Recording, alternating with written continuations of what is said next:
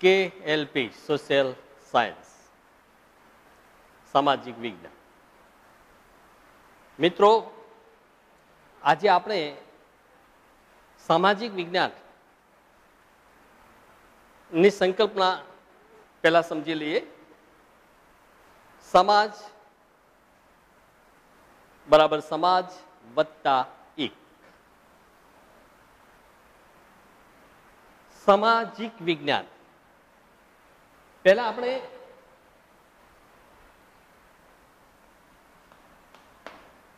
સમાજ કોને કહેવાય?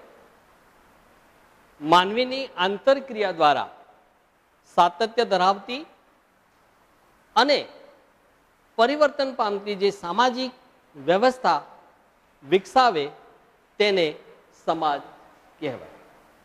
બેકર. ઇતિહાસકારો અને સમાજશાસ્ત્રીઓ સમાજની અનેક વ્યાખ્યાઓ આપી છે. એમાંની એક બીજી વ્યાખ્યા આપણે લઈશું. સમાજ એ સામાજિક સંબંધોનું એવું જટિલ ગુંફન છે કે જેના દ્વારા સામાજિક સંબંધો માનવી અન્ય માનવીઓ સાથે પરસ્પર સંકળાયેલો રહે છે. સામાજિક વિજ્ઞાન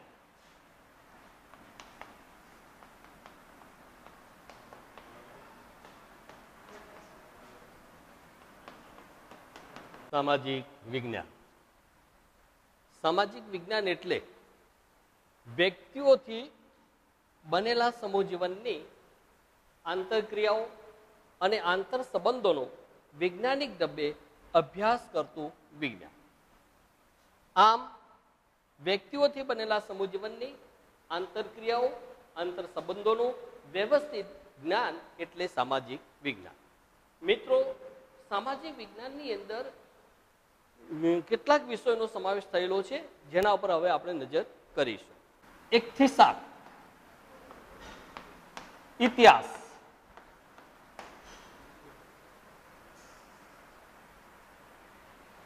ભારતનો વારસો,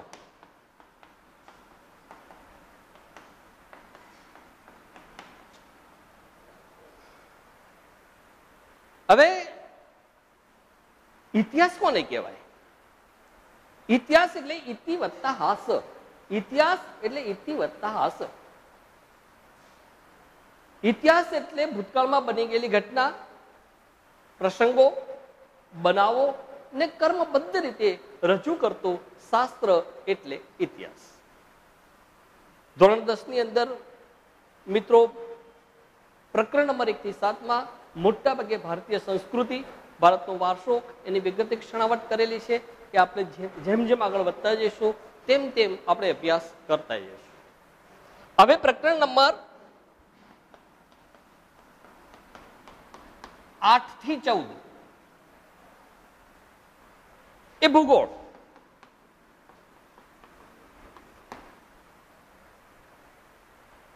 ભૂગોળ વિશે થોડી સંકલ્પના સામાન્ય એક જ કે ભૂ એટલે ભૂમિ પ્લસ ગોળ. આપણે દરેકને ખ્યાલ જ છે કે પૃથ્વી ગોળ છે. મારી દ્રષ્ટિએ મોટા ભાગના વિષયોની અંદર કોઈ સજીવ અને જીવંત વિષય હોય તો એ ભૂગોળ છે. કે આ સૃષ્ટિમાં આ દુનિયાની અંદર જે કંઈ છે તેનો એ અભ્યાસ કરતો શાસ્ત્ર છે. પ્રકરણ 15 થી 18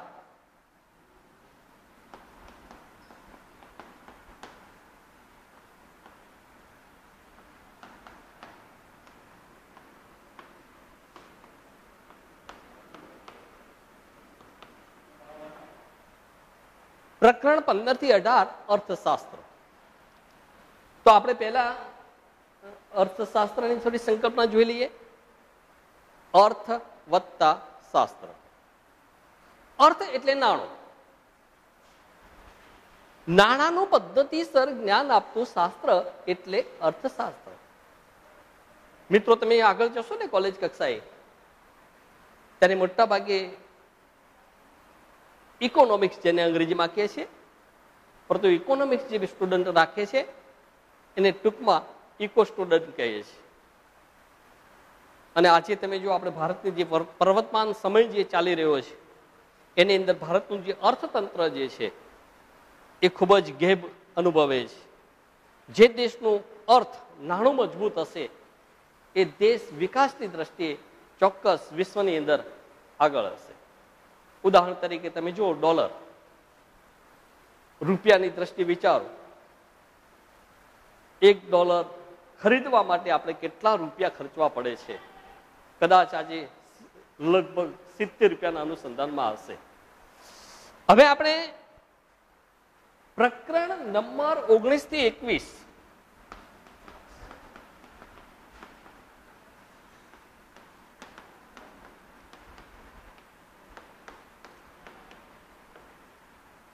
પ્રકરણ નંબર 19 થી 21 સમાજશાસ્ત્રનો સમાવેશ થાય છે. તેમાં માનવીનો વિકાસ, સામાજિક સમસ્યાઓ, સામાજિક પરિવર્તન ની વાતો કરેલી છે. એટલે એને આપણે સમાજ શાસ્ત્રમાં એનો સમાવેશ કરીશું. તો આમ જનરલ આપણે ધોરણ 10 નું SS એટલે કે સામાજિક વિજ્ઞાનનું જે પાઠ્યપુસ્તક છે તેના ઉપર આપણે એક દ્રષ્ટિ પ્રાપ્ત કર્યું કે પ્રકરણ 1 થી 21 શાનો સમાવેશ થયેલો છે. હવે મિત્રો આપણે વિષય વસ્તુમાં પ્રવેશ કરીશું. પ્રકરણ નંબર 1, ભારતનો વારસો.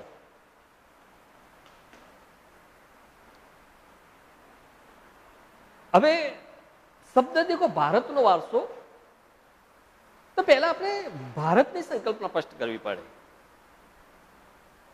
તો ભારત વિશ્વમાં કાં તો પછી એશિયા ખંડમાં એનું સ્થાન કેવું છે એ આપણે સમજવું રહ્યું જ.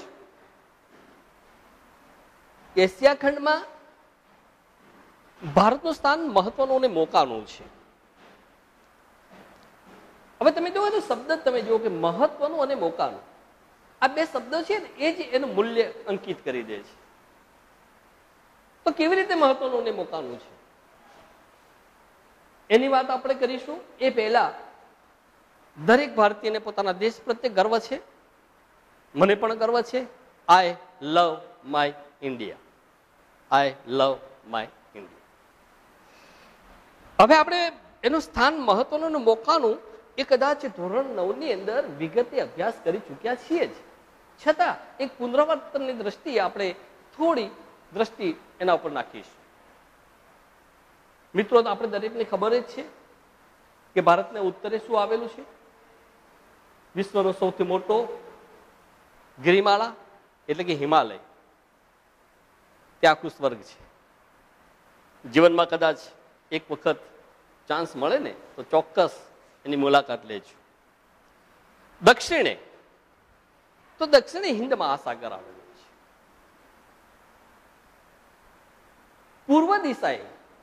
પૂર્વ દિશાએ બંગાળાની ખાડી. તો એ જ રીતે પશ્ચિમ દિશાએ અરબ સાગર આવેલું છે. આમ ચારેય દિશાઓમાં તમે જોતા હશો કે ઉત્તરની જે દિશા છે એ આપણા પર્વતથી ઘેરાયેલી છે અને બાકીની જે 3 દિશાઓ જે છે એ આપણે સમુદ્રથી, અને એટલે જ કેટલાક લોકો એમ કહે છે કે ભારત માતા ના પગ પંખાળે છે આ સમુદ્રો. હવે અહીંયા એક સામાન્ય પ્રશ્ન ભૂગોળની અંદર જ્યારે આપણે ભણાવીશું ત્યારે આપણે સમજવા પ્રયત્ન કરીશું. તમે જોયું હશે કે આની અંદર તમે જુઓ કે લગભગ પર્વત, મહાસાગર, સાગર અને ઉપસાગર, હવે 4 વસ્તુઓ આવી. તો ચારેની અંદર કંઈક ભિન્નતા છે જ. તો એ વસ્તુને આપણે સમજવા પ્રયત્ન કરીશું.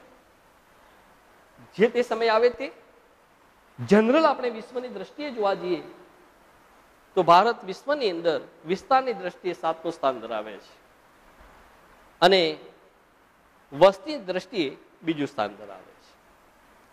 તો આમ જનરલ આપણે એક ભારતની શું પરિસ્થિતિ છે વિશ્વના નકશામાં જ્યારે આપણે જોઈએ ત્યારે આપણે ખ્યાલ આવી જશે.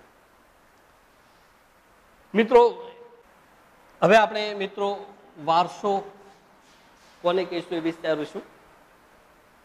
વારસો એટલે અંગ્રેજીમાં એને હેરિટેજ કહે છે. વારસો એટલે શું? પહેલા એની સંકલ્પના સ્પષ્ટ કરી લઈએ. સંસ્કૃતિની, આને હું હાઇલાઇટ કરું છું, અનેકવિધ બાબતો એક પેઢી પોતાની અનુગામી પેઢી ને શીખવે કે મેળવેલ બાબતો તેમાં ઉમેરે છે અને વળી એ પેઢી પોતાની અનુગામી પેઢીને વધુ શીખવે અને આપે છે. આમ ટૂંકમાં કહેવા જઈએ તો પેઢી દર પેઢી જે કાંઈ આપણને મળે છે તેને વારસો કહેવામાં આવે છે. મિત્રો, વારસાની સંકલ્પના સ્પષ્ટ કરતા તમે જોતા હશો કે શરૂઆતના તબક્કાની અંદર સંસ્કૃતિ શબ્દ આવે. હવે આજે આપણા દેશની અંદર એક એવી પ્રકૃતિ લોકોની બની ગઈ છે કે જ્યાં જુઓ ત્યાં દરેકે દરેક વ્યક્તિ જે છે એ માત્ર સંસ્કૃતિની વાતો કરે છે, પરંતુ સંસ્કૃતિની સંકલ્પના સ્પષ્ટ કરતા નથી. હું તમને એમ કહી શકું, 3 શબ્દો તમને આપું: સંસ્કૃતિ, પ્રકૃતિ અને વિકૃતિ. શરૂઆતના તબક્કાની અંદર જ્યારે માનવ જીવનની વાત હતી ત્યારે તમે જોતા હશો કે માત્ર ને માત્ર પ્રકૃતિ હતી.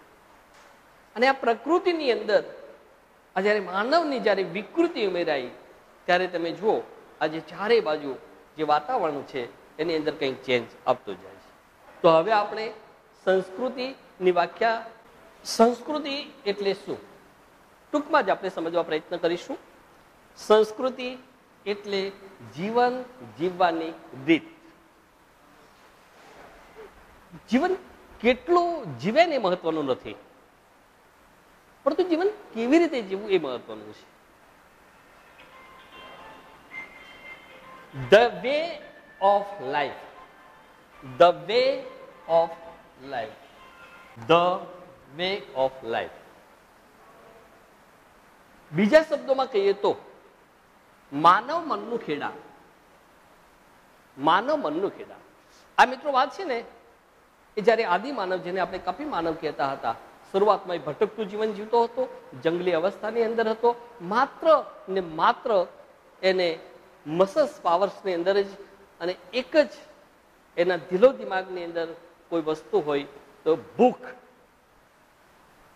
આ ભૂખને કેવી રીતે સંતોષવી, જ્યારે ભૂખ લાગે ત્યારે પ્રાણીઓનો શિકાર કરતો અને આગળ વધતો.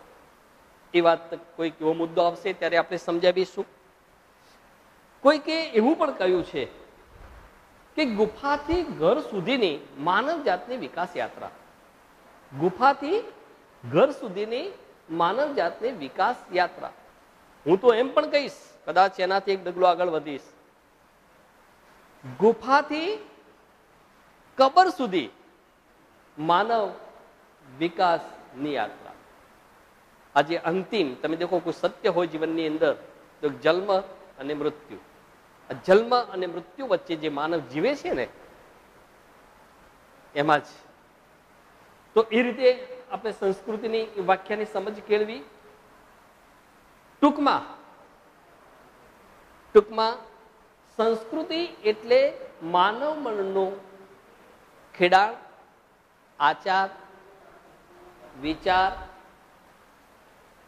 ધાર્મિક પરંપરાઓ, રહેણીકરણી અને જીવનને ઉચ્ચતમ ધ્યેય સુધી લઈ જતા આદર્શોનો સરવાળો એટલે સંસ્કૃતિ. ફરી આપણે સંસ્કૃતિની વ્યાખ્યા સ્પષ્ટ કરી લઈએ. સંસ્કૃતિ એટલે માનવ મનનું ખેડાણ અને તેમાં માનવ સમાજની ટેવો. મિત્રો જોજો, એક એક શબ્દ આમાં વિચારવા જેવો છે. ટેવો. હવે ટેવોમાં આપણે જોતા હશો કે સારી પણ હોય છે અને ખરાબ પણ હોય છે. મૂલ્યો, ખૂબ જ આ મૂલ્યોનું મૂલ્ય જ અલગ છે. આચાર વિચાર, ધાર્મિક પરંપરાઓ, રહેણી કરણી, આ જે જીવનને ઉચ્ચતમ ધ્યેય સુધી લઈ જતા આદર્શો છે માણસના. અને આ આદર્શો સાથે જો આગળ વધે ને તો ચોક્કસ એ સંસ્કૃતિનું નિર્માણ કરી શકે. તો એ રીતે આ વાક્યને તમે કંઠસ્થ કરી લેજો. હવે આજના સંદર્ભની અંદર જોવા જઈએ તો ઇતિહાસમાં સંસ્કૃતિ શબ્દ વિશિષ્ટ અર્થમાં વપરાયેલો છે. તેમાં શિક્ષણ,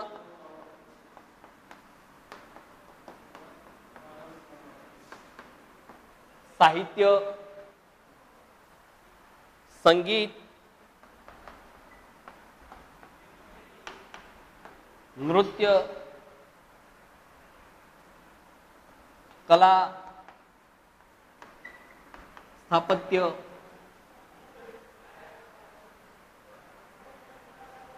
અને ચિત્રકલા,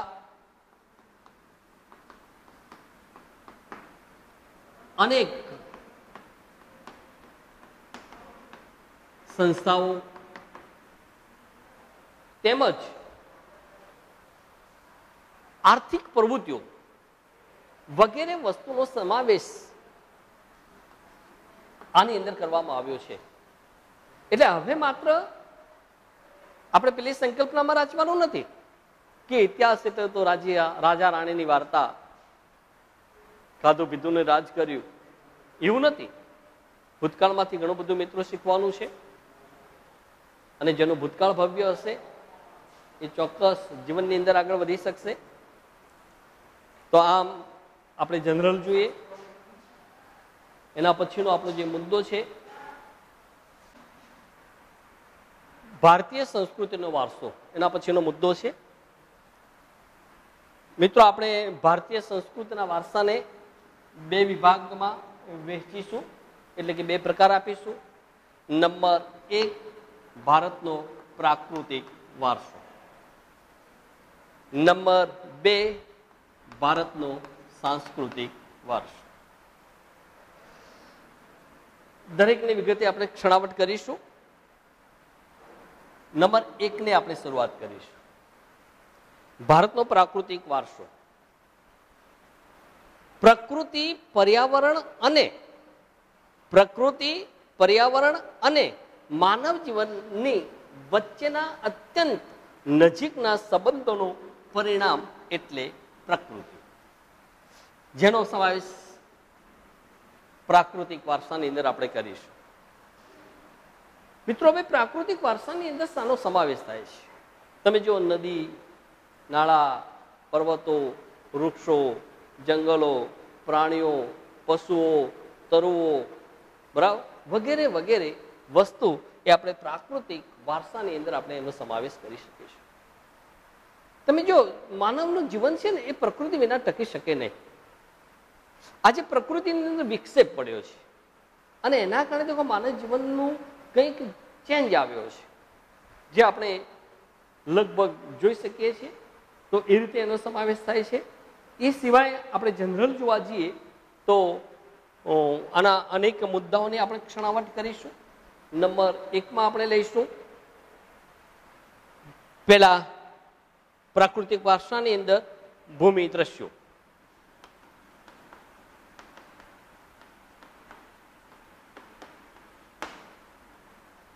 એટલે ટૂંકમાં આપણે એને કહીશું ભૂમિ આકારો. તમે જુઓ મિત્રો, જ્યાં તમે નજર કરશો ને, માનો કે આપણે પાલનપુરના વતની છીએ, તો પાલનપુરની ચારે બાજુ તમે નજર કરશો તો લગભગ વસ્તીથી ભરચક વિસ્તાર જોવા મળશે. તમે દાતા વિસ્તાર બાજુ, અંબાજી બાજુ જશો તો ત્યાં પર્વતોની કંઈક હારમાળા જોવા મળશે. તમે કદાચ દિશાથી પેલી બાજુ જશો તો તમને ત્યાં કદાચ એવો અહેસાસ થશે કે ત્યાં રણ અને રેતી જ છે. અને જો આપણે ઉત્તરે જઈશું ને તો મહા હિમાલયના આપણે દર્શન થાય છે. તો આમ જનરલ જોવા જઈએ તો મોટામાં મોટું કોઈ આપણે ભૂમિ દ્રશ્યનું કોઈ ઉદાહરણ આપવું હોય ને તો આપણે એ હિમાલયનું આપી શકાય.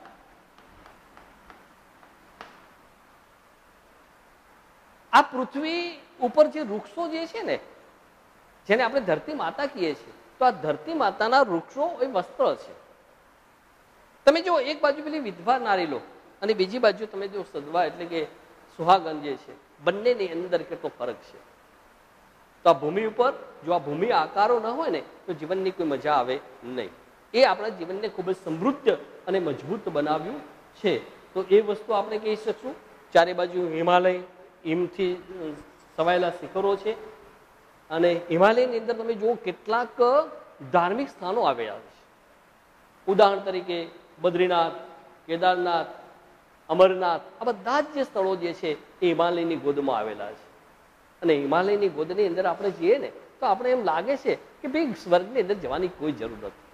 સ્વર્ગ એ તો માત્ર માણસની કદાચ કલ્પના હશે. મને તો લાગતું નથી કે આવું કોઈ સ્થળ હોય. આ પૃથ્વી ઉપરનું કોઈ સ્થળ છે ને તો એ હિમાલય છે. એક વખત કાશ્મીર આપણે જઈ શકીએ. એના પછીનો આપણે મુદ્દો લઈશું નદીઓ. હવે નદીઓ તો મિત્રો તમે જુઓ, નદીને આપણે લોકમાતા કહીએ છીએ. તો લોકમાતા શા માટે કહી છે? માતા તો એક જ હોય ને, જનની તો એક જ હોય ને. બધા લોકોને એક માતા, તો એનું પણ કંઈક વિશિષ્ટ સ્થાન હશે ને. આપણા ભારતીય સંસ્કૃતિની તો વિશ્વની બધી જ સંસ્કૃતિઓનો જો પારણો હોય ને તો નદીઓ છે. સંસ્કૃતિનો વિકાસ થયો છે ને તો એ નદી કિનારે થયો છે. પેલો આદિમાનવ જંગલમાં ભટકતો ભટકતો ભટકતો પોતાની જરૂરિયાતના જ્યારે સાધનો ફૂટી જાય છે ત્યારે એ ગુફામાંથી એ નદી કિનારે આવે છે અને ત્યાં એ સ્થિર બને છે. ત્યાં ખેતીની શરૂઆત થાય છે, કુટુંબ જીવનની શરૂઆત થાય છે અને જ્યાં માણસ સ્થિર થાય છે ત્યાં સંસ્કૃતિનો વિકાસ થાય છે. આજે ભારતની ચારે બાજુ તમે દ્રષ્ટિ કરશો તો ભારતના મોટાભાગના જે મહાનગરો જે છે એ તમે મિત્રો જોતા હશો કે લગભગ નદી કિનારે છે. નદી આપણે રક્ષક છે, પોષક પણ છે.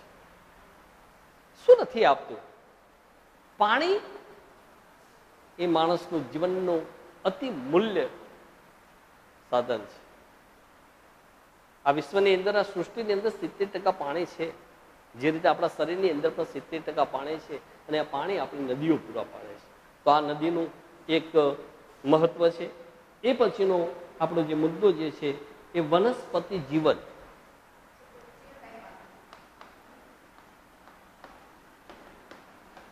પૂરું થયું હોય તો કરી દીધું.